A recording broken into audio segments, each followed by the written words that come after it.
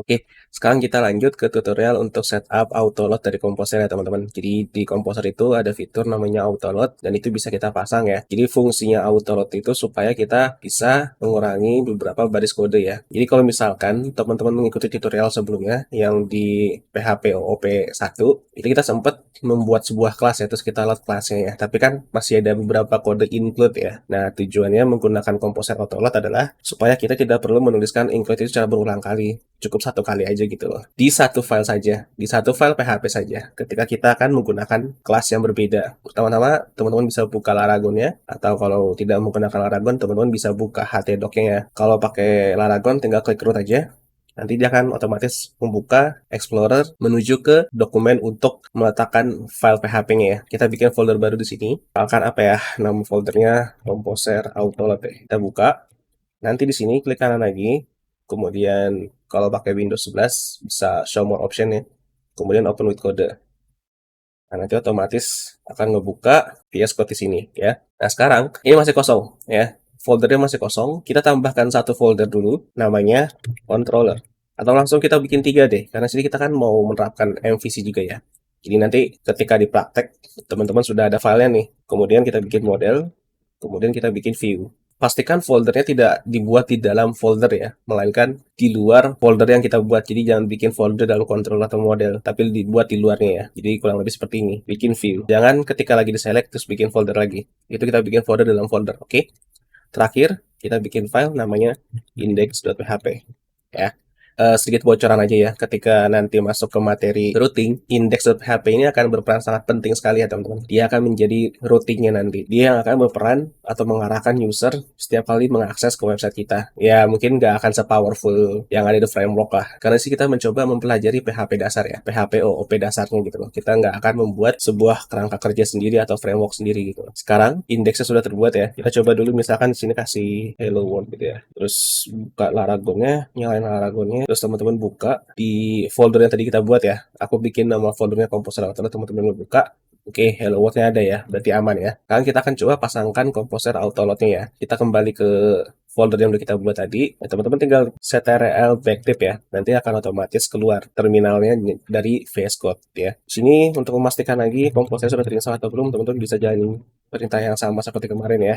Di sini Composer aku udah terinstall, berarti aku bisa langsung menjalankan ya. Untuk menjalankan Composer Autoload, teman-teman tinggal jalankan perintah Composer init ya. Dia akan muncul welcome to the Composer config generator. Ini aku coba naikin ke atas, bisa di zoom nggak ya? Mudah-mudahan kelihatan ya. Yang pertama adalah Composer akan menawarkan package name. Ini bisa sebetulnya bisa di skip aja sih, bisa dikosongin aja kalau teman-teman nggak paham ya. Tapi suatu saat nanti kalau teman-teman mungkin mau bikin sebuah library atau membuat sebuah dependensi gitu ya, ini harus diisi dengan baik gitu loh. Karena di sini kita hanya menggunakan autoload saja, ini bisa kita skip, tinggal di enter aja. Kemudian description-nya juga mau teman-teman isi silakan, mau teman-teman skip juga nggak apa-apa, skip lagi. Untuk author, kalau seandainya teman-teman pernah login Git di sini ya, entah Git Bitbucket atau GitHub, GitLab. Nanti di sini teman-teman akan muncul ya namanya authornya di sini. Karena di sini aku nggak loginin punya aku, jadi skip aja. Dan teman-teman kalau belum punya Git juga bisa di skip aja.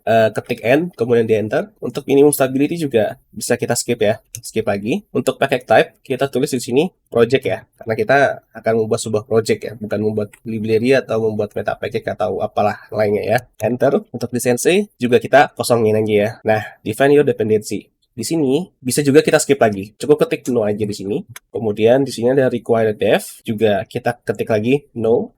Nah, di sini ada lagi PSR4 auto load mapping ya. Di sini bisa dibaca ya, teman-teman. Duh, karakter aku ngalangin ya. Tapi ya teman-teman bisa baca di layar komputer teman-teman masing-masing lah. Sini ketika ditawarkan add PSR4 auto load mapping, baru kita jawab yes. Kita jawab di sini yes. Oh, sorry, nggak perlu yes. Langsung dijawab aja berarti ya.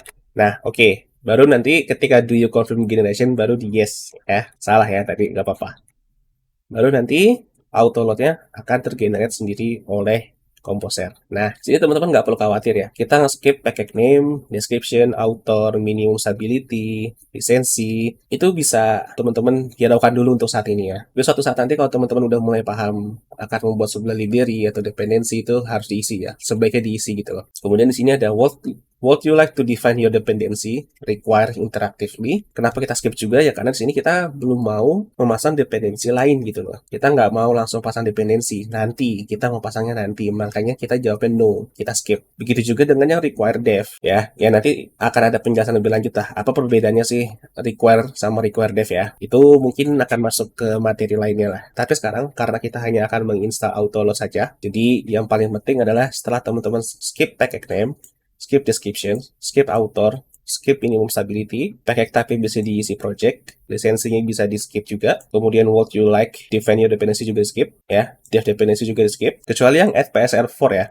teman-teman cukup enter aja ya, jadi dibaca dulu, jangan langsung enter aja, karena yang author ini juga untuk skip teman-teman harus ketik n ya, jadi jangan sampai teman-teman asal enter aja, dibaca juga cara skipnya gimana. Nah di sini kita udah buat autoloadnya, di sini ada file namanya composer.json dan di sini ada lagi file namanya vendor dan src. Src ini maksudnya source. Nah di sini yang akan kita otak-atik sedikit ya, autoloadnya. Jadi pada dasarnya tuh sebenarnya Composer menyediakan folder src untuk seluruh kelas yang mau kita autoload. Jadi seharusnya kita bikin MVC ini di dalam folder src ini. Tapi kita nggak mau. Kita akan coba menggunakan struktur folder seperti ya kurang lebih kayak Laravel atau CodeIgniter lah. Kita bikin 3 folder di sini ya, controller, model, dan view. Lalu sini ada folder vendor, ya teman-teman perlu diingat, vendor ini nggak boleh diotak-atik sama sekali file ya. Vendor, autoload, dan semuanya yang ada di dalam ini, dalam vendor, itu betul-betul tidak boleh diotak-atik kecuali teman-teman paham apa yang teman-teman lakukan. Kalau nggak paham sama sekali, itu vendor nggak boleh disentuh sama sekali. Ingat itu aturan penting sekali ya. Vendor itu tidak boleh disentuh. Begitu juga ketika nanti teman-teman sudah memainkan atau menggunakan Git ya. Ketika sudah menggunakan Git, vendor itu tidak boleh diupload. Vendor itu tidak boleh diupload ke Git. Jadi vendor itu akan diciptakan ketika menjalankan perintah Composer. Jadi jangan sekali-sekali mencoba mengupload vendor tanpa mengetahui konsekuensinya, kecuali sudah ada kesepakatan tim ya.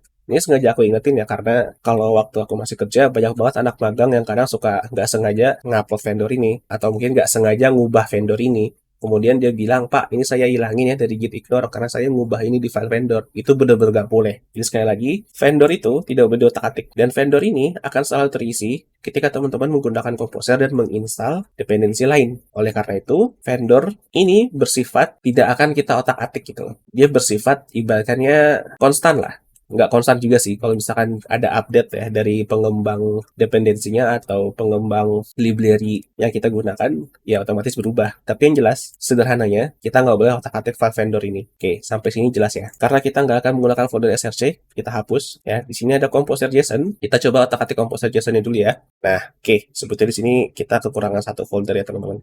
Sebelumnya kita tambahin dulu deh satu folder lagi ya. Di sini kita bikin folder baru, namanya adalah app atau app ya. Lalu controller kita pindahin ke app. Move ya. Teman-teman bisa pindahin juga model dan view-nya. Oke. Nah, koreksi sedikit ya. Kita akan coba betul-betul menggunakan struktur folder yang ada di framework Laravel atau CodeIgniter ya. Ya, biar kelihatan keren aja lah. Dan ini app-nya, sorry, huruf A-nya bukan huruf besar ya, tapi huruf kecil. App seperti ini. Nah, jadi lebih rapih ya. Makanya tadi aku juga waktu ngejelasin kok agak bingung ya. Kok MVC-nya sejajar sama vendor, seharusnya nggak sejajar. Nah, sekarang sudah diperbaiki. Mungkin teman-teman mulai bertanya, harus nggak sih susunan atau struktur folder seperti ini? Jawabannya adalah enggak. Teman-teman mau di luar app, MVC-nya nggak masalah. Yang jelas, teman-teman paham apa yang teman-teman lakukan. Dan kembali ke kesepakatan project masing-masing. Oke, kita lanjut. Sekarang autoload-nya kita ubah. Ini masih mengarah ke user, Composer autoload, dan src ya. Kita ganti jadi app. Kemudian di sini kita ganti jadi app juga. Mudah-mudahan teman-teman paham nih di sini ya. App di sini itu sebagai aliasnya, dan app di sini adalah sebagai target direktorinya yang ada di folder kita. Ya, karena di sini A-nya huruf kecil, jadi ya di sini kita tulis app-nya A-nya kecil. Tapi di sini kita tulis A-nya kapital. Kita coba bikin satu controller ya. Misalnya kita bikin satu controller namanya, contoh aja ya, index controller .php ya. Pertama, di sini kita seperti biasa, seperti tutorial sebelumnya ya, kita deklarasikan namespace dan lain sebagainya ya teman-teman. Oke, sudah dibuat, jangan lupa di save. Nah, setelah sudah dibuat, teman-teman bisa pause dulu videonya dan ketik kurang lebih seperti ini ya kodenya ya. Diketik aja dari 1 sampai 11. Sekarang kita coba ke folder view. Kita bikin satu view namanya index.php ya. Untuk index.php, Kita bikin hello world aja ya, yang simple. Oke, sekarang jangan bingung nih ya. Indeks PHP ada dua ya, indeks PHP dalam view dan satu lagi indeks PHP yang di luar folder app ya. Jangan sampai ketukar. Yang di sini mungkin bisa kita hapus aja lah ya, biar teman-teman nggak bingung. Jadi indeks yang di luar app itu kosong ya sekarang. Komposnya sudah kita setup, ini bisa ditutup. Indeks controller juga sudah kita setup. Untuk model nggak kita buat sekarang ya. Yang jelas kalau teman-teman mau bikin model ya, modelnya ini nanti isinya lebih sering berhubungan dengan database lah. Intinya seperti itu. Tapi sekarang nggak kita buat karena tujuan kita adalah auto load dulu ya. Dan teman-teman coba balik ke index.php ini, kemudian coba ketik kode yang ada ini ya. Di sini kita require hanya sekali ya, yaitu vendor autoload.php-nya saja ya. Kemudian kita deklarasikan kelasnya dan kita jalankan metode index ya, yang jadi di index class ini yang udah kita buat. Oh sorry, ini bukan index class, ini seharusnya nama kelasnya harus sama dengan nama filenya ya. Kalau nama filenya index controller ya nama kelasnya juga harusnya index controller ya. Sorry, ada yang salah nih. Ini kita ganti jadi index controller. Oke, selesai. Sini kita bisa lihat ya perbedaannya ya teman-teman. Kalau kita kembali ke project PHP yang lama di tutorial sebelumnya, aku coba buka deh ya. Nah, teman-teman bisa lihat ya, ini yang sebelah kanan adalah tutorial di PHP OOP 1. Dan sebelah kiri, tutorial sekarang ini ya, kita bisa lihat, kalau kita mau jalankan kelas report backend, kita harus include dulu ya, include, lalu kemudian deklarasikan namespace-nya gitu ya. Dan itu, bayangkan kalau misalkan di dalam satu file, itu kita ngeload banyak kelas ya, kita harus bikin include banyak banget ya. Dengan adanya auto load dari Composer, kita nggak perlu nulis ini berulang kali, kita nggak perlu nulis ini lagi berulang kali gitu. Kita cukup sekali saja require once vendor slash autoload.php di routingnya ya, sekali lagi di routingnya. Jadi kita nggak perlu ngeload kelas PHP lagi menggunakan include. Jadi kita nggak perlu deklarasikan include lagi di setiap kelas yang akan kita gunakan ya. Ini aku tutup dulu. Kita balik ke sini supaya fokus. Sekarang masih ada satu tahap lagi. Teman-teman buka lagi ctrl backtick, kemudian ke paling bawah, kemudian ketik composer dan autoload ya, seperti ini.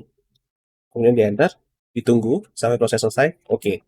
Oh, ada error nih ternyata. Generated auto load files. Unknown empty prefix must end namespace separator. Oh, kayaknya ada yang salah nih di Composer JSON ya.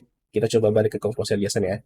Nah, oke, di sini kita kurang backslash 2 kali ya, teman-teman. Nah, backslash di sini untuk sebenarnya kita bikinnya seperti ini ya, tapi karena di dalam JSON itu nggak bisa menggunakan backslash, jadi kita harus menggunakan backslash 2 kali. Ini escaping ya. Jadi backslash ini fungsinya adalah kita memberitahu bahwa Composer tolong jalankan autoload PSR4 di directory app. Ya, tapi karena di JSON itu kita nggak bisa nulis backslash hanya satu, dia nganggap ini untuk escaping gitu loh, escaping string gitu ya. Jadi kita harus menggunakan backslash 2 kali, kemudian di save ya. Mudah-mudahan teman-teman paham nih terkait escaping string. Yang jelas kita cuma kurang backslash saja. Kita jalankan sekali lagi Composer dan autoloadnya, tunggu sampai selesai. Nah, sudah tidak ada error ya. Kita balik ke browser, kita refresh. Wah, masih ada error nih ternyata. App views index, oh require unch. Oke, file juga nih. Oke, nggak masalah, jangan panik dulu. Kita balik ke VS Code-nya. Oh, oke. Ternyata, oke, di sini kita ada yang salah ya. Index controller. Seharusnya view ini tidak menggunakan S, tapi view saja seperti ini. Oke, kemudian di save. Balik ke browser, refresh. Aman ya. Di sini yang perlu diperhatikan adalah index.php yang kita gunakan di sini ada dua. Kenapa ada dua? Kita balik ke VS Code dulu ya. Yang pertama adalah index.php yang routing. Ya, index.php routing ini, dia menjalankan kelas index controller. Yang ditampilkan, itu yang di dalam view. Nah, jadi teman-teman taruh tag HTML-nya di dalam indeks PHP yang ada di view. Jangan indeks PHP yang ada di routing. Jadi cara kerja MVC seperti itu. Sebetulnya nggak perlu pakai routing, nggak masalah. Ini sedikit bocoran aja ya. Nanti kita akan bikin logic sederhana untuk mengarahkan user ketika mengakses halaman website kita, akan diarahkan ke mana gitu ya. Itu menggunakan routing. Dan routing itu membutuhkan satu file index.php ya di dalam directory PHP kita gitu loh. Karena di sini kita menggunakan PHP OOP biasa, tidak menggunakan library atau dependensi tambahan. Jadi kita akan bikin routing manual. Dan routing manual yang aku tahu, itu biasanya kita bikin index PHP dulu satu. Ya, jadi setiap kali user akses website kita, dia akan diarahkan ke indeks PHP yang ada di luar atau di folder root ya. Kemudian folder index.php ini yang bekerja sebagai root, dia akan mengarahkan kelas yang mau dituju sama user. Di sini kan hanya ada satu kelas ya yang kita pakai ya, yaitu index controller yang kita buat. Di sini user hanya akan diarahkan ke index saja karena kita hanya mendeklarasikan satu kelas. Nah, nanti kalau sudah ada banyak kelas, misalkan ada kelas lagi yang lain gitu ya. Di sini misalnya login controller gitu. Contoh aja ini ya. Kemudian di sini ada logout controller gitu. Nah, bisa di sini kita kasih if gitu ya. Misalnya if apa gitu misalnya. Misalkan if user request, contoh doang nih ya, contoh kode kasar ya. Sama dengan login gitu. Nanti di sini baru kita jalankan kelas login. Kita jalankan indeksnya dari si login controller. Jadi cara kerja routing seperti itu. Ya, ini bocoran aja dari materi routing ya. Tapi yang jelas, ini kita kembalikan dulu. Yang jelas seperti ini ya, hasil kode akhirnya. Kita coba balik ke browser, refresh, nggak ada masalah. Nah, terus di sini baru teman-teman silakan berkreasi. Mau bikin view yang seperti apa indeksnya gitu loh. Dan kita tambahin hello world seperti ini. 1, 2, 3 ya. Padahal kita nggak ngubah indeks ini. Yang kita ubah indeksnya ada di dalam view. Ya, kita kembali ke browser, refresh, dia berubah ya. Jadi MVC itu cara kerjanya seperti itu. Balik ke VS Code, seluruh view kita letakkan di dalam folder view dan seluruh logic business kita taruh di index controller ya. Ya, business logic atau alur aplikasinya ya. Jadi semuanya taruh di controller. Untuk saat ini seperti ini aja dulu. Nanti kita akan bahas prakteknya lebih lanjut. Sebenarnya sih nggak mungkin di seri ini ya. Kita akan bikin satu seri lagi PHP OOP 3 dan itu akan full praktek. Ya, ini kan praktek masih setengah-setengah ya supaya maksudnya durasi videonya nggak terlalu panjang. Tapi ternyata video ini lumayan panjang durasinya nih. Mudah-mudahan teman-teman paham ya. Jadi sampai sini dulu PHP Autoload-nya. Kita lanjutkan ke materi selanjutnya di video berikutnya.